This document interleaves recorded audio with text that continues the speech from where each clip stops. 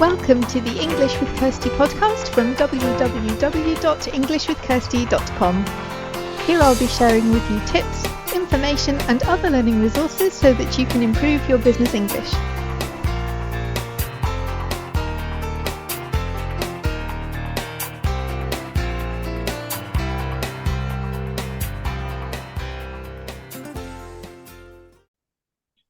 Hi everyone and welcome back to the English with Kirsty podcast, and today I have a new guest. Hi Megan. Hello. Hi, it's great to have you here. We met on LinkedIn, where I meet everybody nowadays.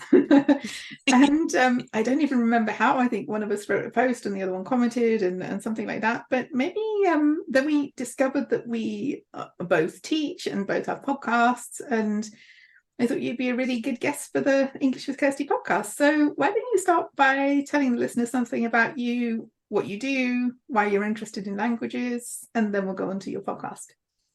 Awesome. Well, thank you so much for having me. My, I guess, word nerd personality is in English and Spanish.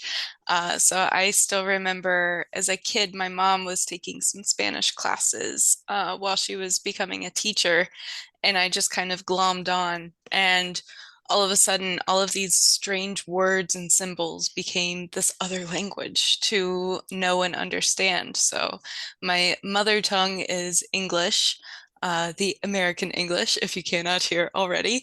Uh, and really every type of Spanish. So I lived in Spain, worked with Central American immigrants, worked with more of the Castellano Spanish population as well. So any kind of Spanish, I absolutely love it.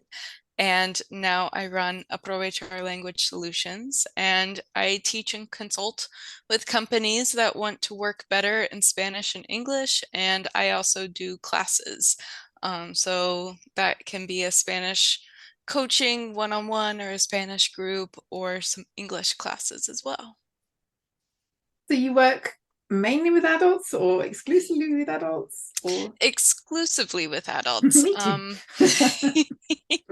Because it's fun to Mm. me to really, I think adults learning language as an adult, it's very easy to say, oh, I'm too busy. And it's a fun challenge because I work a lot with habits and routines of, okay, challenge accepted. You say you're too busy. Do you have 2 minutes a day? Do you have 5 minutes a day? I think we all do. We all have the time. And it's really just prioritizing it and making it so that a language is just a part of who you are and what you do. It doesn't have to be a big, all-encompassing thing. No, I think it is. You find time for the things that are important for you, and sometimes we say I'm too busy when we mean I don't want to, or this isn't a Exactly. priority for me right now. And I guess if you're a language learner and you feel like that, then sometimes it's good to be honest with yourself. I mean, if you need it for your job, you have a problem. But if it's something you're doing in your free time, I know I've let a couple of languages go because it wasn't that I didn't have time for them. I just wasn't prioritizing them because something else had come along that was more interesting or more relevant for me. And I think it's okay. But if you do want to do it, then there's a commitment to yourself to say, I'm going to find the time to do this. But as you say, there are ways to find that 2 minutes, 5 minutes, and they can add up. If you keep doing that, then if you enjoy it as well, you will find another 5 minutes to finish the thing that you started. Or Exactly. That information, the feeling is just piece of information to me. And ironically, I went through a kind of a big rut with my own Spanish learning. And I was like, oh, it's not fun anymore. Like I don't want to do it. And it's like, okay, like let's go back to the drawing board. It's more interesting or intriguing because it's literally what I do, right? But working within yourself versus telling somebody else, giving somebody else advice or recommendations, two separate things. And I was like, okay, like what can I do to have more fun? So I started watching and doing like little notes on a rock documentary that I watch on the treadmill in Spanish. And so I get the inputs, I make the outputs, and it's more fun to me than sitting here and reading the news and going, everything is terrible. It's the news. Yeah, you need something that's relevant to you. Do you mean rock music or like rocks or what kind? Rock music. Okay. Yeah. It was a new Netflix documentary, so Netflix US. I'm not sure if it is anywhere else, but it's called Rompan Todo, and it means break it all. And it goes through the history of rock music in Latin America. So you get all sorts of accents, Argentinian, Chilean, Mexican, I think there's some Peruvian, so you get all sorts of accents in there. And they're talking about music, which is something I love. So, yeah. Yes, it makes you think about things that you're already interested in the other language, and it kind of excites you again. And I think I see that happen to people at different levels. Sometimes it is like, for me, I find the beginning part the hardest. I don't lack motivation, but I lack motivation to communicate with others because I don't have the rich vocabulary that I have in other languages, and I find that really frustrating. But for other people, it comes kind of, they've already got a good level and they don't know how to move on from that. It can happen at different points in your language journey. So once you started listening to or watching the documentary, did that give you more enthusiasm and motivation again for Spanish? Oh yeah, absolutely. I think we all go through these hills and valleys of learning. And when we're starting, either we're like really excited and all gung ho, or we're starting and we're very scared and we don't know what we don't know, or anything like that. And especially as an adult, it's very important, I think, to have just kind of some plans on how you're going to handle and manage both the hills and the valleys to continue if it's gaining momentum or if it's just simply maintenance. You just want to maintain your current level. Otherwise, you can end up with very high highs and very low lows, and like an emotional roller coaster of I can do this, I can't do this, I can't do anything. Yes, I'm going to do. It's much better to try and manage that and manage your own expectations as well, but also have something that you can move towards. Like, what's your next thing? Not like in 2 years I want to be able to do. What do I want to be able to do next month that I can't do now? Or to break it down a bit so that it feels more manageable.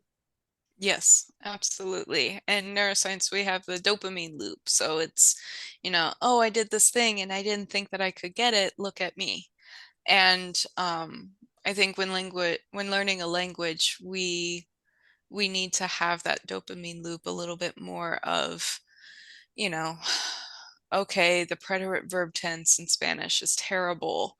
Um, but once you learn, let's say 3 or 5 verbs, you can watch a scene in a movie or you can listen to a song and you understand in a way that you didn't understand before. And like that needs to be rewarded.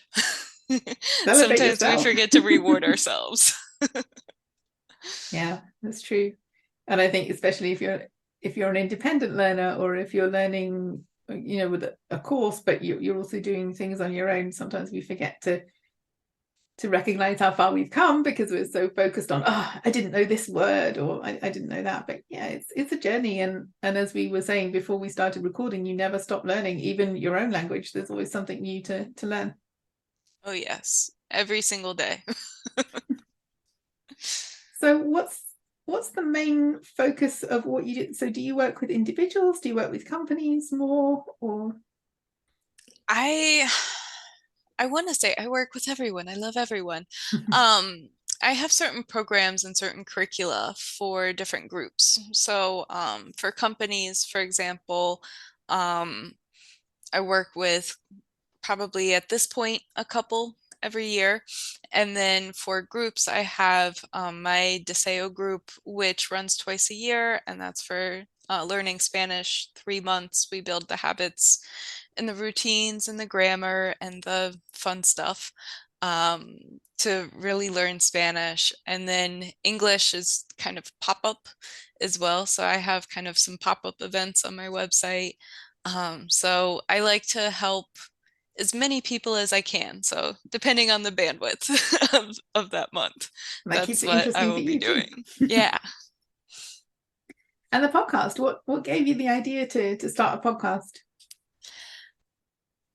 Quite honestly, people told me you should start a podcast. And so I was like, maybe I should. So Una Palabra Sola really came about when I was trying to figure out, it's one thing to have an idea, right? People say, "Oh, you should start a podcast." Mm. And I'm like, "Okay, like what am I, this white woman, going to be talking about with Spanish?" And really, for me, it was focusing on one word. So I teach one word per podcast episode, which is about 30 minutes long. And I go into the etymology, the pronunciation, and then just kind of, this is, I guess, where the coaching comes in, like what that word means either culturally or what that word means personally. So, for example, my last word was no, and it's a wonderful word because it's both Spanish and English. It just negates everything.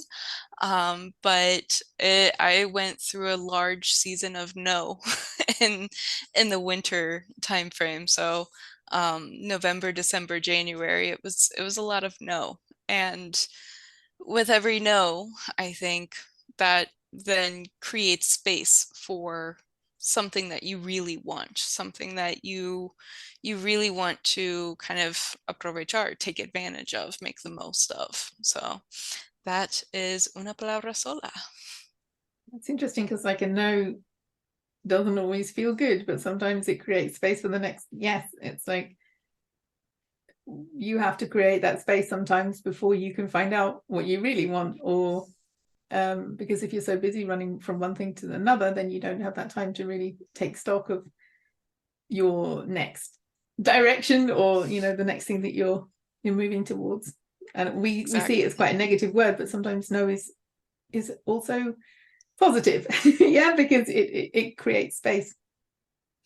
Yep. And looking even at some of the synonyms and antonyms in Spanish, it doesn't really have to mean this negative thing. It can, have something, just an entire different nuance or connotation. And that to me is that magic of language. Yeah, I think that's another thing with languages, is that the more language, I don't mean having 20 languages or something like that, because I personally would prefer to have, well, I've got 3 additional languages that I'm working on.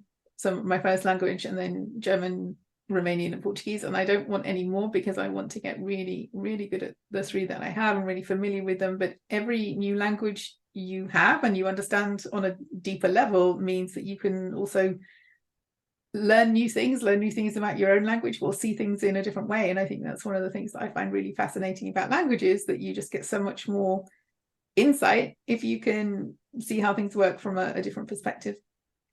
Absolutely. I always say that, language is what you say, the grammar, the pronoun, the verb conjugation. That's what you say, but the underlying culture behind that language is how you say it.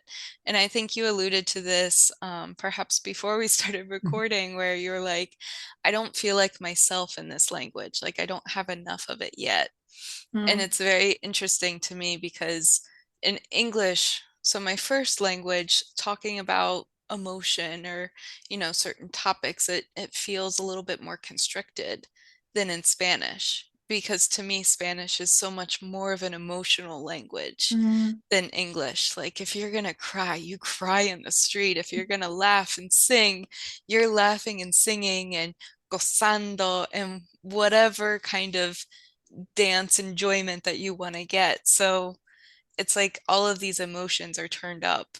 But then I remember talking to a friend of mine whose Spanish is her first language and English is her second, and she had the opposite. She was like, That's I feel interesting. like I can communicate my emotions more in English than in Spanish. And I'm like, oh, this is so interesting. Tell me more. So I think it really just depends on our perspective and how we view language and tone and nuance and mood in some of our word choices.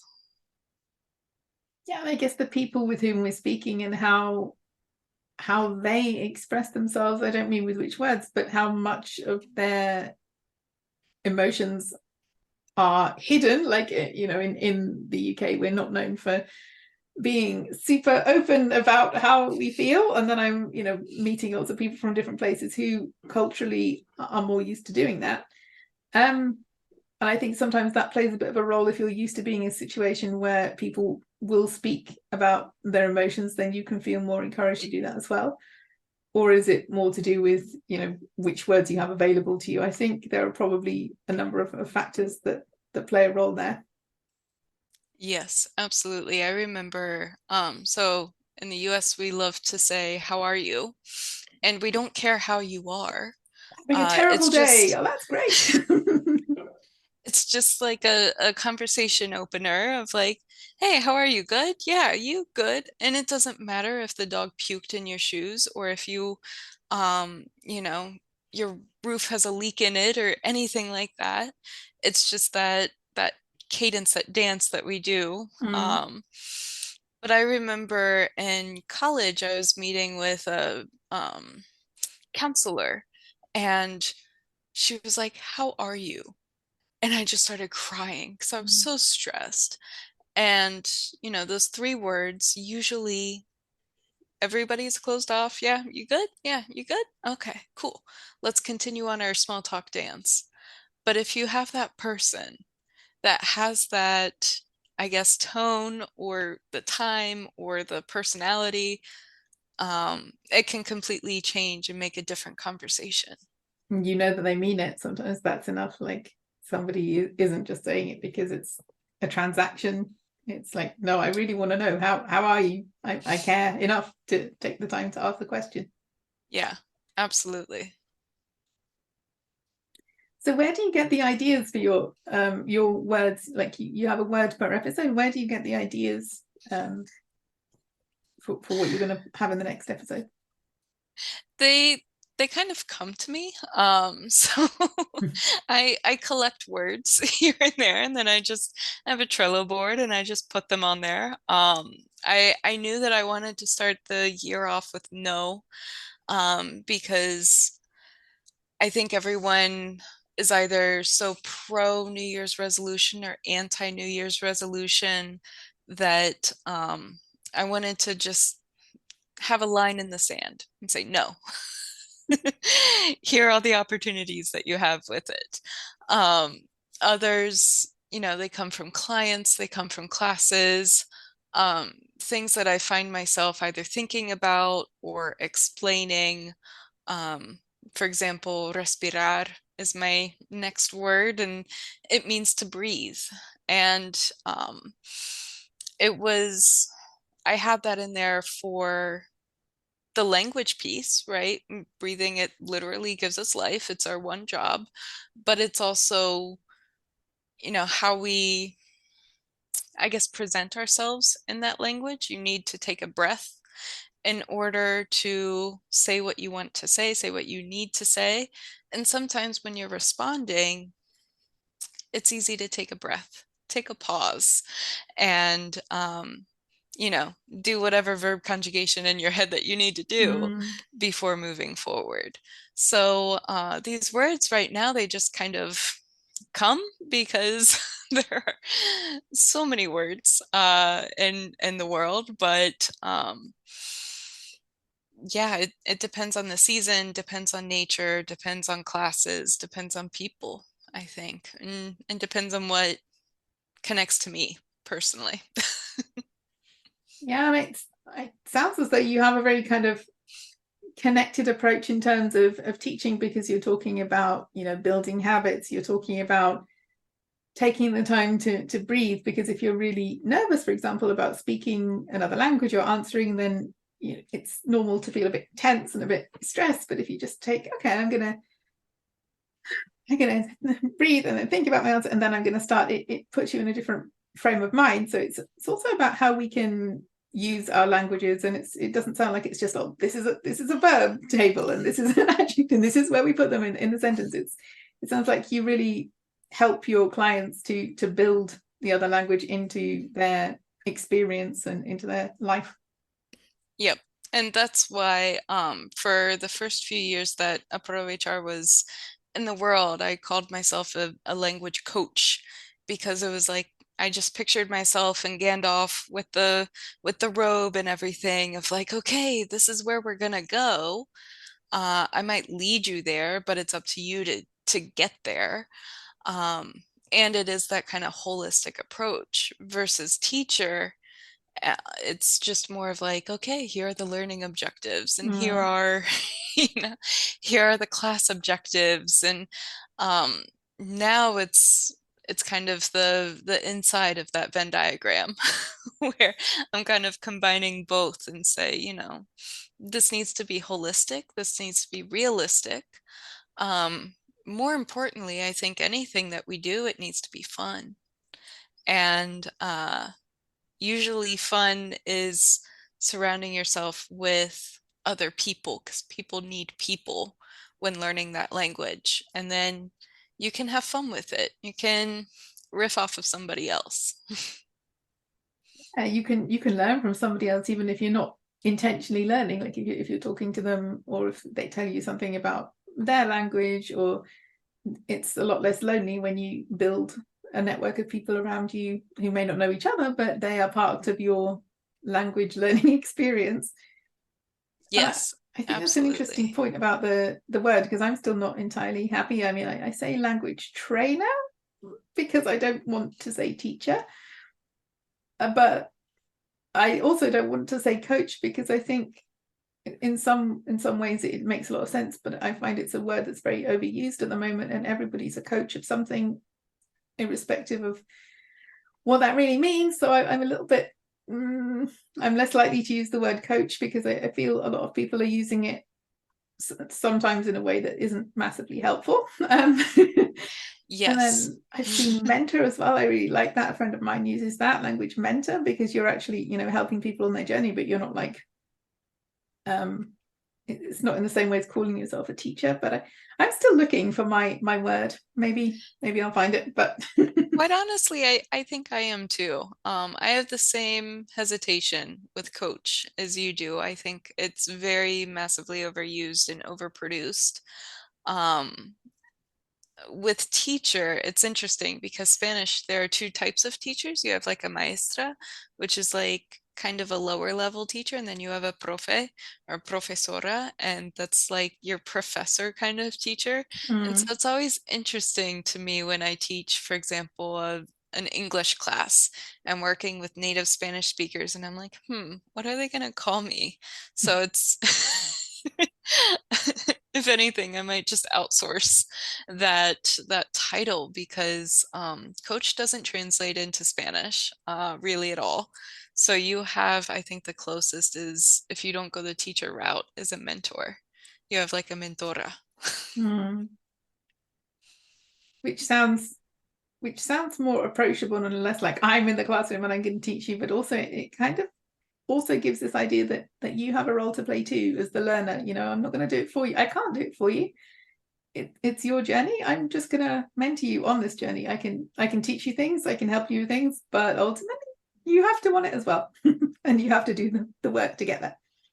Absolutely.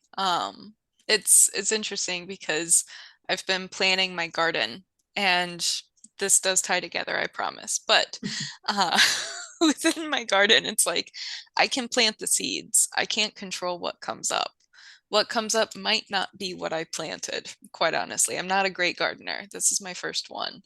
And with language, a lot of that is very similar, where we can plant the seeds. We can teach people about verbs, or, we can teach them about this is how you can, fold language into your day. But we can't really control the seeds. Whether they grow, whether they get watered, whether they Whether they get root rot, hopefully not. That's been my experience so far. So many indoor plants with root rot. But Yeah, I it's can keep animals alive but not plants. I have a couple of succulents and even they aren't looking so good at the moment. So, somehow keeping animals alive is a lot easier than plants. they'll tell you when they're hungry or they want to go out or Yes, it's all about the communication plants, I think, have a much more subtle Mm, communication. I'm not tuned into the plant frequency because I don't hear when they're crying for water. But yeah, I need to be better. But yeah, I think it's an interesting analogy because yeah, you don't know what's going to happen. You maybe yeah, you can do your best, but it's a partnership, and I think that's important to remember. Mhm. So, what kind of you were talking about habits? Are there any other habits that you like an example of a habit that you would suggest to people who want to build learning another language into their life? I think it really depends on the goal that you have, right? You have to start with an end in mind, with that goal in mind, and whether that goal is building or starting from scratch or maintaining, it kind of changes your habit. But for me, I do a lot of kind of, I call them inputs and outputs. So what am I taking in versus what am I producing out? And a lot of people, they'll take things in and listen to Spanish podcasts or music or watching a Netflix documentary on rock, the history of rock music. But then they don't really produce outwards. And so that can be writing a grocery list. It can be speaking out loud to an animal or a plant or a plastic plant.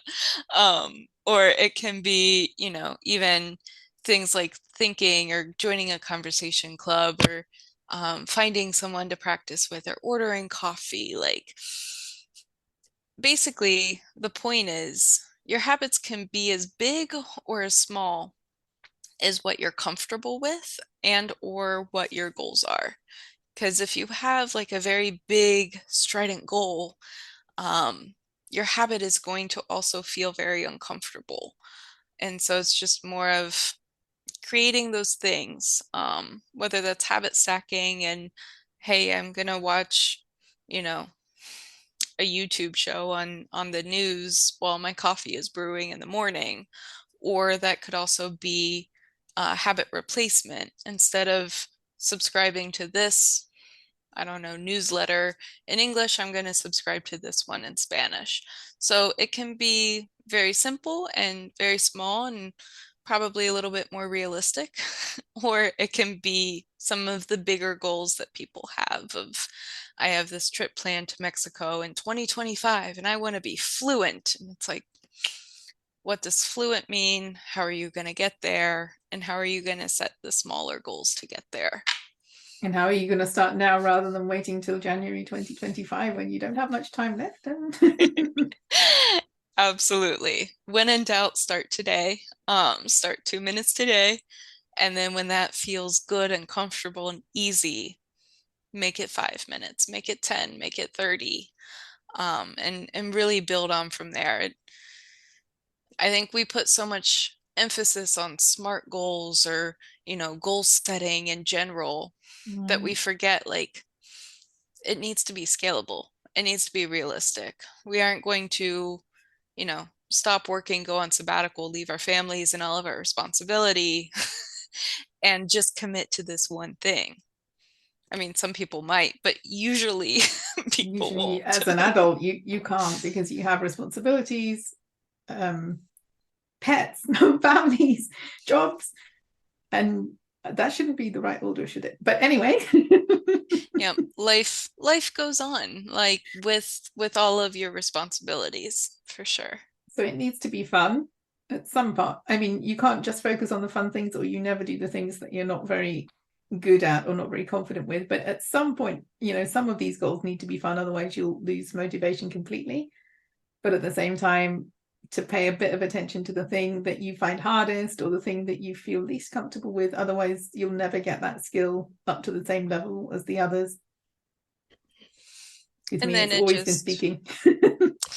yeah, like that's always the frustration, right? That's where the frustration comes in, where I took the DELE exam quite a few times. And this is a diploma of Español como lengua extranjera from Instituto Cervantes. So it was a big deal. And I had a set of tutors that they were helping me with my listening and writing skills because the exam was three parts. And the speaking exam, I passed both times. The listening and the writing exam, I did not pass. And Okay. Yeah. and it's like, in one sense, it was like, okay, this is great. Now I know where I am. Now I know what I need to work on. But in the other sense, it was like, oh, I really need that accountability because otherwise Yeah. it's easy to speak, it's easy to understand. Um, Listening without captions is, I'm still struggling with it. Same with writing like a college level essay in Spanish. I hadn't done that since college. So, I think it's just knowing like your skills, they're always going to be able to be developed and improved. And it language was never like a trophy to win or a goal to reach or a checkbox to check. Like it's always evolving. Yeah, as are you. I think you can learn a lot about yourself as well when you're learning languages, and you can understand yourself better. And okay, that may make it easier to continue learning, but it can also give you other benefits in other areas of your life if you understand yourself or other areas that you need to work on that maybe have nothing to do with language, but you can get to know yourself really well when you're on this journey of discovery with languages. Absolutely. And it's like, even just thinking back to that time when I was so enmeshed in Spanish learning, I would choose different English words depending on the specific context that I was like getting or going for. So even today, sometimes I'll use the wrong preposition in English because I'm translating from Spanish or vice versa. Mm. So it's um it's this constant journey and it has a ton of self-discovery. And which is what makes it fun in a way. And that's what I always often say on the podcast here, that language learning should be fun. Sure, there'll be difficult parts, but if it's not fun, we're not going to keep doing it. So we need to find some way to make it fun. Absolutely. And I'm going to include all your links on the show notes page, including the podcast. But I thought just quickly, it would be good to know, who is the podcast for? So what level do they need to be? Is it all in Spanish? It is in Spanglish, Okay. my podcast. You don't really need to know any Spanish to listen to it, but it is for those that are wanting to learn Spanish one word at a time. And then because it is mostly in Spanglish, where I'll go off on a tangent in Spanish and then come back and translate it. And I also have the transcript on my website as well. So my website is kind of the hub for any pop-up events, programs, the podcast, transcript, everything. Okay, so I'll include that in the show notes, and then people can come and find you and have a look at your website as well. Where do you spend most of your time on social media? Do you have one site that you prefer over others, or are you all over the I internet? am I am on two sites. I'm on LinkedIn and YouTube. So LinkedIn, I'm at Aprovechar Language Solutions, and then YouTube, I'm at Aprovechar. Uh, YouTube, quite honestly, I haven't done so many videos, but that's where I have 2-minute tips, history in 60 seconds, as well as the video part of the podcast. And then LinkedIn is where I have a one letter Wednesday. So basically two Spanish words and there's one letter difference. Um, Okay. and I will probably be posting more of those in English as well because English has tons of one letters. Mm. Not even going to go into the differences between UK and US English, but uh, tons of one letters that is just very fun for me to kind of educate the masses on different little words and nuances. It's a bite-sized way of doing it as well. A word and then the next word, and that's how you get a lot of new words. But you have to start with one and then add to it. Exactly. It's like a good meal. It needs a good base of rice, and then you can add the beans, and then you can add the plantains and Mm. the chicken and all of that. Sorry, I know it's around your lunchtime. Oh no, it's not. It's It's around 3 o'clock in the afternoon and a good time to be hungry. So thank you for coming on the podcast. It's been good to exchange ideas with you, and I've got things to think about as well. So I think that's really nice that you can always, learn new things as we talk with people who share our interest and passion for learning languages. And I'll include everything in the show notes page. And yeah, let's catch up again sometime. Thank you so much, and thanks for having me. I hope you enjoyed this episode of the English with Kirsty podcast. If you have any questions or comments, my email address is kirsty@englishwithkirsty.com, or you can go to www.englishwithkirsty.com/podcast, where you'll find information about the individual episodes.